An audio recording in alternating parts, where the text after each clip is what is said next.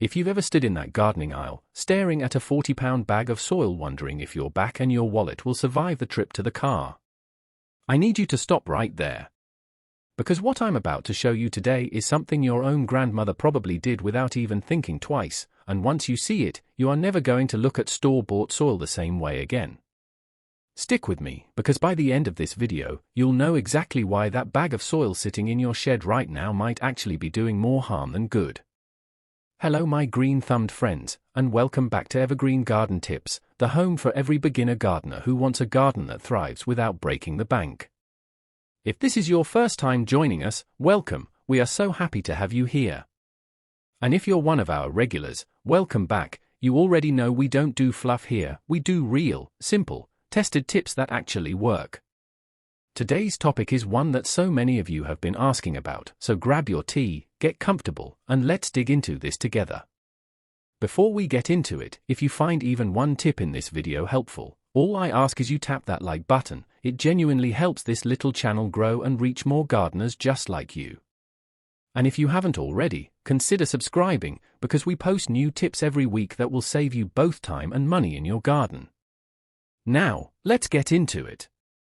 Now here's something nobody at the garden store will ever tell you. That bag of soil you've been buying every single season, it's mostly just fluff. Literally.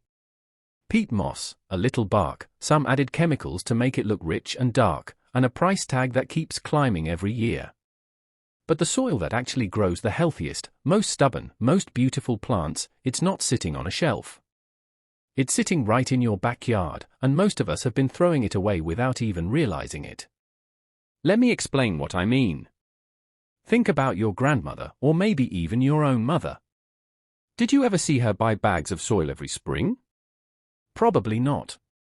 And yet her garden was always full, always green, always producing more tomatoes and flowers than she knew what to do with. Why? Because she was quietly making her own soil, right there in the corner of the yard, without even calling it anything fancy. No fancy name, no gardening influencer teaching her, she just knew. So today, I'm going to walk you through exactly how she did it, and how you can do it too, without spending a single extra dollar. Point 1. Your kitchen is already a soil factory. Every single day, you're throwing away the exact ingredients that make the richest soil on earth. Your banana peels, your eggshells, your coffee grounds, your vegetable peels, all of that is what gardeners quietly call black gold. Instead of tossing it in the trash, start collecting it in a simple bucket. Even an old ice cream container works just fine. No need for anything expensive. Once that bucket is full, you simply bury it in a shallow trench in your garden bed, cover it with a little bit of the existing dirt, and let nature do what it's been doing for millions of years before bagged soil ever existed. Within a few weeks, that same spot becomes soft, dark, and alive with nutrients your plants will fight each other to reach. Point 2. The forgotten gold under your trees. Here's one that surprises almost everyone. Those dried leaves you've been raking up and bagging for the trash truck every fall? That is one of the richest soil ingredients that exists, and garden stores actually package a version of it and sell it back to you for a high price, calling it leaf mold. All you need to do is pile those leaves in a corner of your yard, keep them a little damp, and simply let them sit through the seasons. By the time you need fresh soil, that pile has quietly turned itself into a dark, crumbly, sweet-smelling treasure that most gardeners spend money on without ever realizing they were raking it into a trash bag every single year. Point 3. The 3-ingredient recipe. Now, if you want a simple recipe you can follow without overthinking it, here is one that even the busiest beginner can manage. Take equal parts of your kitchen scraps compost, your leaf mold, and the existing soil from your garden bed. Mix them together with a small garden fork or even an old kitchen spoon, nothing fancy required. That's it. That is a soil mix that rivals, and in many cases beats, anything sold in those heavy plastic bags at double or triple the price. Now before we continue, I want to ask you something. If you're finding this helpful so far, drop a comment below and tell me, did your grandmother or mother ever make her own soil like this? I'd genuinely love to read your stories. And while you're down there, go ahead and hit that subscribe button if you haven't already, because we have so many more money-saving garden secrets coming your way. Alright, let's get back into it. Point 4. The mistake that ruins everything. Here's where a lot of beginners accidentally sabotage themselves. They rush the process. They dig up their compost or their leaf mold too early, before it's had enough time to fully break down, and then wonder why their plants seem to struggle instead of thrive.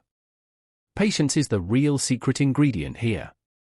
Good soil isn't instant, it's grown slowly, quietly, the same way a good friendship is built over time and not overnight. Point 5. What's already sitting in your yard?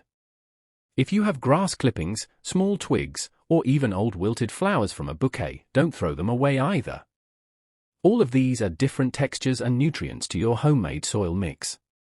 Think of it like cooking a good soup. The more variety of good ingredients you throw in, the richer the final result becomes. This is exactly why homemade soil often outperforms store-bought soil, because it isn't just one bland recipe made in a factory, it's a living, breathing mixture made from real, local ingredients suited perfectly to your own garden. So the next time you're standing in that store aisle, staring at that overpriced bag, I want you to remember this video, and remember that the richest soil you'll ever use might already be sitting quietly in your kitchen bucket, or under that pile of leaves you've been raking away every single year. Gardening was never meant to be expensive. It was meant to be simple, resourceful, and honestly, a little bit magical.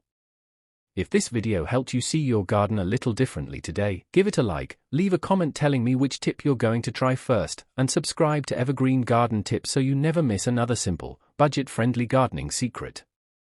I'll see you in the next one.